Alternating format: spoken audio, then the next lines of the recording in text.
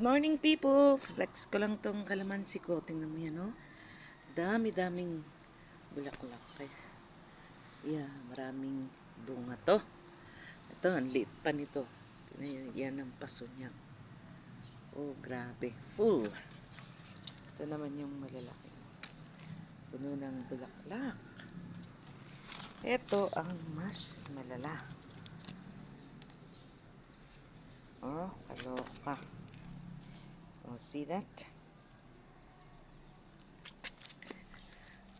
Diba? Grabe yung bulaklak ng kalamansi ko. So,